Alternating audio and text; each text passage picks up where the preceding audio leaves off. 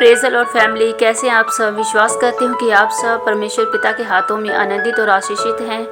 खुदावंद के प्यारे लोगों, आज हम अपोस्टल जी से जानेंगे अभिषेक के बारे में।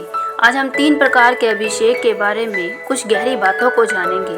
आप सब इस वीडियो को पूरा देखें और बहुत कुछ सीखने को मिलेगा। बहुत पावरफुल वचन है। परमेश्वर पिता आप सबको ब्लेस करे। मैं आपको अभिषेक के 3 लेवल के बारे में सिखाना चाहता हूँ। I want to tell you about 3 levels of anointing. Okay? So, anointing Bible हमें बताती है। मैं आपको दाऊद के जीवन से सिखाऊंगा और फिर वो हम लोग पॉल के जीवन में भी देख सकते हैं। I'll teach you from the life of Paul, from David, and then also from the life of Paul what we see about anointing. Okay? सबसे पहली बात, यीशु मसीह ने जो भी किया इस पृथ्वी पे वो करने के लिए उसे अभिषिक्त होना जरूरी था। The first thing, whatever Jesus did on the earth, for that he had to be anointed. God doesn't need to be anointed. परमेश्वर को अभिषेक नहीं चाहिए। But because Jesus set apart his godliness and came as a man. क्योंकि यीशु ने अपने ईश्वरत्व को अलग छोड़ दिया और एक मनुष्य के रूप में आया। प्रेरितों के कार्य 10:38 में लिखा है, परमेश्वर ने कैसे यीशु नासरी का पवित्र आत्मा और सामर्थ के साथ अभिषेक किया कि वो भलाई करता फिरा और जो शैतान के सताए थे उन सबको चंगा करता फिरा। Acts 10:38 it says how God anointed Jesus of Nazareth with Holy Spirit and power, who went about doing good and healing all those who were oppressed by the devil. For Jesus to fulfill the assignment, he had to be anointed with the Holy Spirit and power. यीशु अपने मकसद को पूरा कर सके उसके लिए उसको पवित्र आत्मा और सामर्थ्य का अभिषेक मिला है। If we are not anointed, we will have dead ministries. अगर हमारा अभिषेक ना हो तो हमारी सेवकाई मरी हुई होगी। Okay? और जो anointing मैंने आपको बताया, anointing परमेश्वर की सामर्थ है जो एक इंसानी रूपी बर्तन के द्वारा कार्य करती है। And I told you, anointing is the power of God that works through a man. It's the anointing that sets people free. वो अभिषेक है जो लोगों को आजाद करता है। Amen. जो आप यहाँ पे हर संडे गवाहियाँ देखते हैं, The testimonies you see every जो आप week, देख रहे हैं, कैंसर हील होते हुए, अंधे देख रहे हैं, what you're seeing बहरे happening सुन रहे here, हैं, cancers being healed, ये कोई इंसान नहीं कर सकता। no man can do this. ये परमेश्वर का सामर्थ है, ये वो अभिषेक है जो लोगों को फ्री करता है। This is the power of God, the anointing that sets people free. Amen. और ऐसी सभाओं में जब हम आते हैं, And when we come for such meetings, you know, meetings like these, many get commissioned into 5-fold offices. बहुत से लोग जो 5 सेवकाइयां हैं उस दफ्तर में नियुक्त किए जाते हैं। Amen.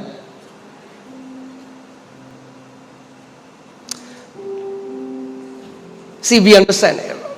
Theologically, we can say everybody is anointed, right? Everybody is anointed. Everybody is anointed. That's theologically, it's a correct statement. It's correct theological statement. ज्ञान के रूप से कह सकते हैं कि हर किसी का अभिषेक हुआ है। ज्ञान के रूप से ये बात सही है। Yes, I mean like theologically it's correct. हाँ, ज्ञान के रूप से सही है। Tell me, is everyone seeing the same result? लेकिन मुझे बताओ क्या हर कोई बराबर सेम परिणाम देख रहा है? So we don't have to settle for just right theology. We need to have the fruit of it. तो हमें सिर्फ सही ज्ञान से संतुष्ट नहीं होना है, उसका फल भी चाहिए जिंदगी में। Okay? So अभिषेक के लेवल में हम बढ़ सकते हैं, उस आत्मा के मस्से के लेवल में हम बढ़ सकते हैं। We can grow in the anointing of the Holy Spirit. Give me the handled mic.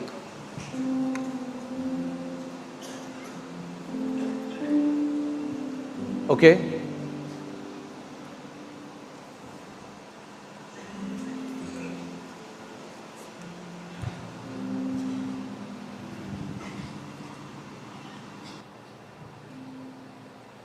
Okay.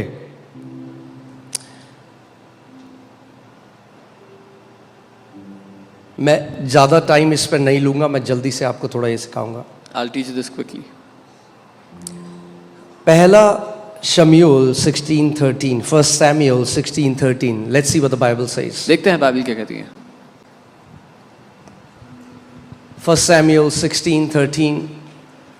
Then Samuel took the horn of oil and anointed David in the midst of his brothers, and the Spirit of the Lord came upon David from that day forward.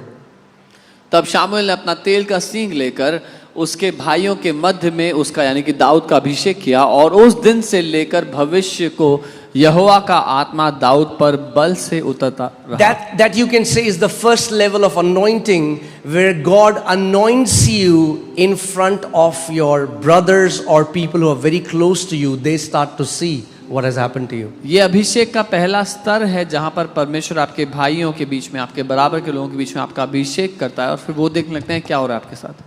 Okay, so David was anointed in front of his brothers. Dawood का अभिषेक हुआ उसके भाइयों के सामने। That's when you get anointed, the first level that happens is that people who are close to you, they would see a difference in your life. जब आपका अभिषेक होता है तो जो लोग आपके करीब हैं उनको एक फर्क दिखने लगता है उसके बाद। जो करीब में है वो देख लेते हैं कुछ फर्क है। They see that there's a difference, those who are near you. Okay, ये पहला है level. This is the first level. दूसरा 2 Samuel 2:4. दूसरा Samuel 2:4। Then the men of Judah came there and they anointed David king over the house of Judah. तब यहूदी लोग गए और वहां दाऊद का अभिषेक किया कि वह यहूदा के घराने का राजा हो। Okay, now this anointing which was just affecting your neighborhood or people who are close to you, now ये जो अभिषेक है जो केवल आपके आसपास को पहले प्रभाव डालता था, अब पूरे आपके शहर के ऊपर प्रभाव डालने लग जाएगा। The anointing which was only affecting people that were close to you will now start to affect your city. Okay, now your city will start knowing. अब आपका शहर जानने लगेगा। That's what the anointing will do. ये करेगा अभिषेक। You will start to impact that city. आप उस शहर को प्रभावित करने लगोगे। Third, 2 Samuel 5:3. दूसरा शामुएल 5:3।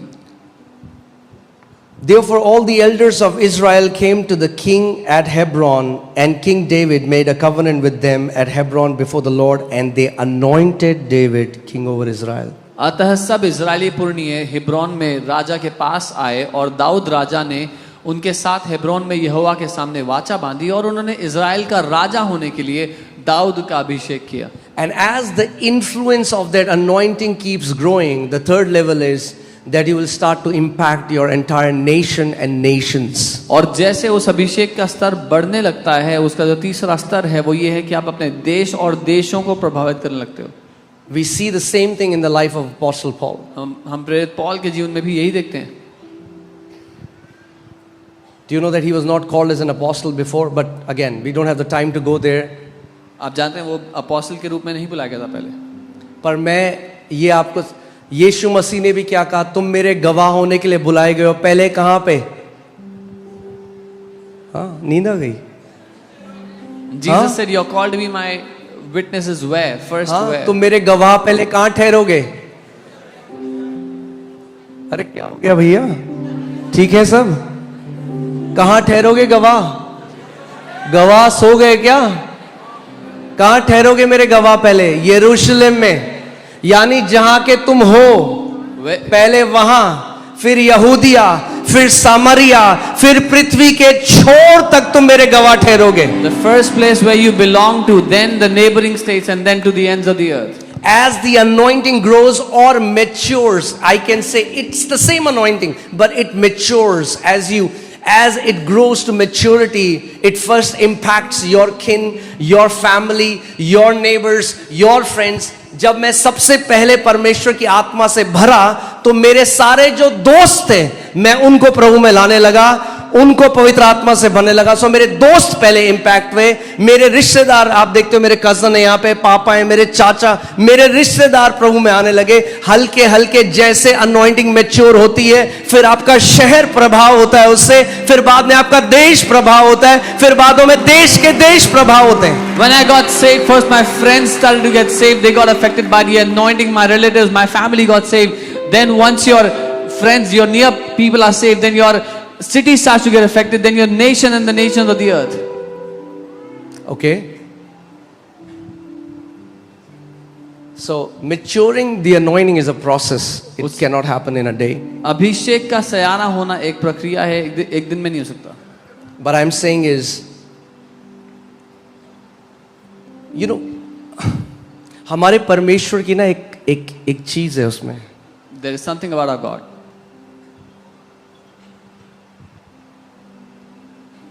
आज मैं आपको एक सीक्रेट दे रहा हूं, जो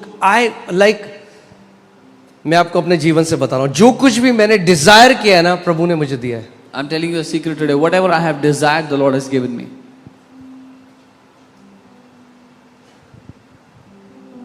मैं आपको प्रभु के सामने बता रहा हूं. I'm telling you before the Lord. कुछ भी उससे पाना उसके राज्य के लिए, have earnest desire for it, वो होने लग जाएगा आपके साथ. आप एक गहरी चाहत रखो, it will start to happen to you. अगर आप दिल अपना सही रखो उसके सामने. If you keep your heart right before Him.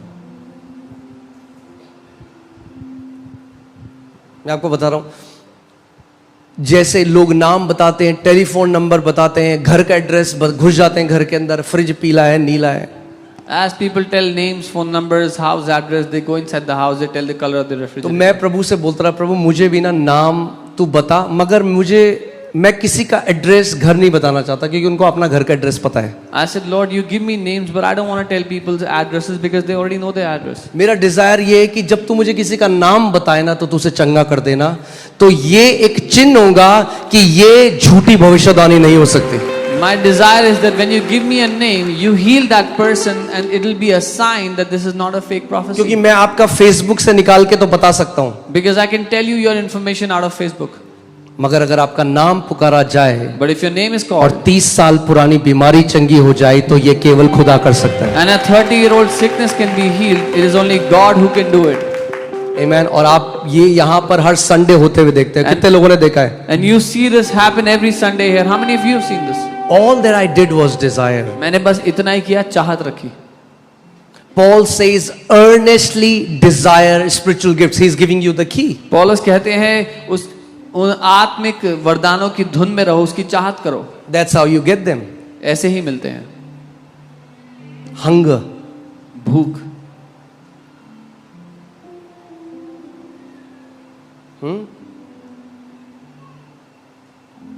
परमेश्वर हिंदुस्तानी माओं की तरह नहीं है. God is not like Indian mothers. वो ठूसता नहीं है मुंह में जब भूख ना हो. He doesn't feed unnecessarily when the child is not hungry. Okay अगर आप भूखे हो उसके राज्य के लिए. और you are- दूसरा सबसे इंपॉर्टेंट चीज, हमें अभिषेक क्यों चाहिए? Why do we need the anointing? अगर आपके अंदर तरस है उन लोगों के लिए जो सफर कर रहे हैं, जो बीमारी में हैं, तो परमेश्वर आपको वो देगा. If you have compassion for those who are suffering, who are in different sicknesses, God will give it to you. Amen. That was the secret of the ministry of Jesus. यीशु की सेवकाई का ये रहस्य था. बाइबल कहती है वो भीड़ को देखता था और तरस से भर जाता था. Bible says he would look at the crowd and he'll be filled with compassion. I'm telling you, if you can shed your tears in the middle of night for the sick, God will heal the sick through you. अगर आप आधी रात को बीमारों के लिए आंसू बहा सकते हो, परमेश्वर आपके द्वारा बीमारों को चंगा करेगा. उन बीमारियों को जिनका मेडिकल साइंस के पास कोई क्योर नहीं. Those sicknesses that have no cure in the medical science.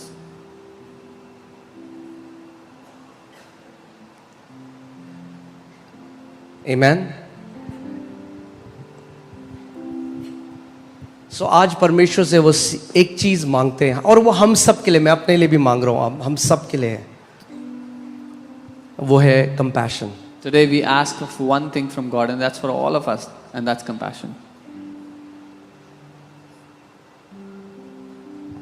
मैंने आपको पिछले संडे बताया था, we live in a sick world. I told you last Sunday हम एक बीमार दुनिया में रह रहे हैं. 95% of people in this world are sick, according to, I told you, it's a survey that was done. एक सर्वे के अनुसार 95% लोग बीमार हैं.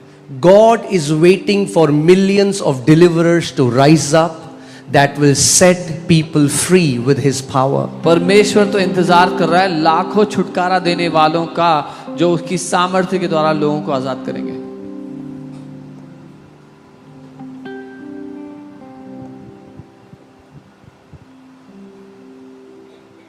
आप जानते हैं जब हमने शुरू किया, जब पास्टर सामर्थ हम लोग एक कमरे में थे, You know, when we started, when we were in a small room, कभी कोई एम्बिशन नहीं था कि कोई मिनिस्ट्री बनाएंगे, कोई कलीसिया होगी. there was never any ambition that we'll do a ministry, we'll have a church.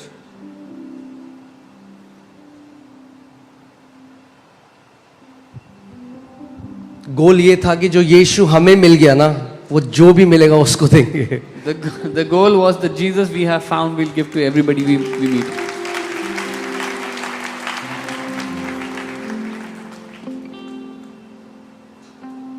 और हमें पता ही नहीं चला कब परमेश्वर अपना घर बनाता रहा. यीशु ने कहा मैं अपनी कलीसिया को बनाऊंगा. But we didn't even realize when God kept on building his house, Jesus said, I will build my church.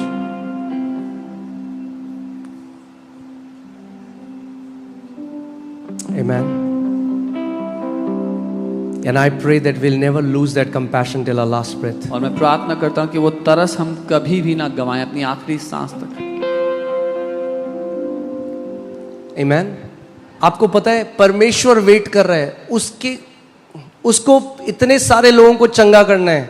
Do you know God is waiting, he has to heal so many people. अरे एक बंदे से क्या होगा? What can one man do? Imagine अगर आप सब लोग छुटकारा देने वाले बन जाओ तो क्या होगा दिल्ली में. Imagine if all of you become deliverers, what will happen to Delhi?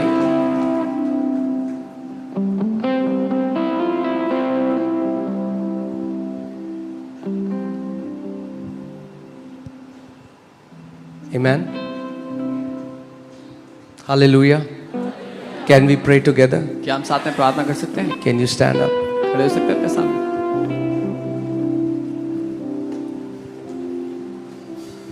Let's ask compassion from the Lord, because that compassion cannot be faked. It cannot be manufactured. It has to be given by Lord himself. हम प्रभु से तरस मांगे, क्योंकि वो तरस जो है वो खुद से पैदा नहीं किया जा सकता, प्रभु की ओर से ही मिलता है.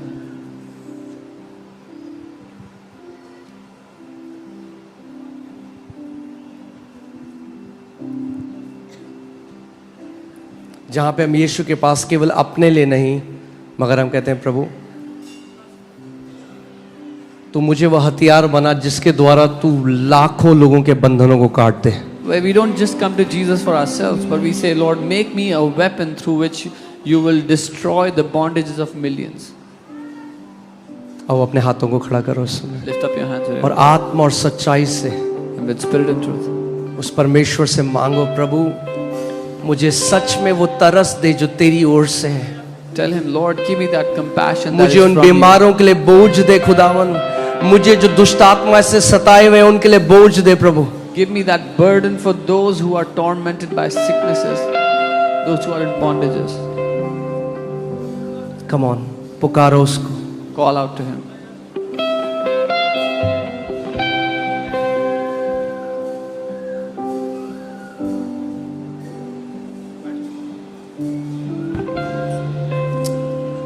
Father, we ask for your compassion. पिता, हम आपका तरस मांगते हैं. We know it is not our compassion, Lord. हम जानते हैं ये हमारा खुद का तरस नहीं. अपना तरस हमें दे प्रभु.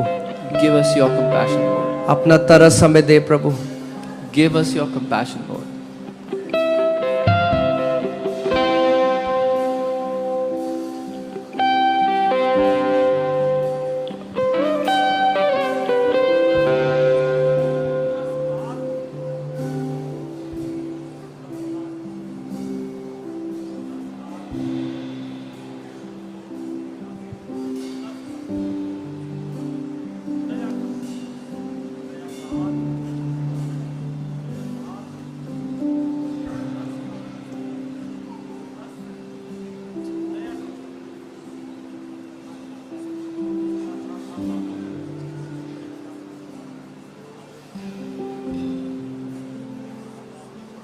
उसको बोलो, प्रभु मुझे एक छुटकारा देने वाला बना। Tell him, Lord, make me a deliverer.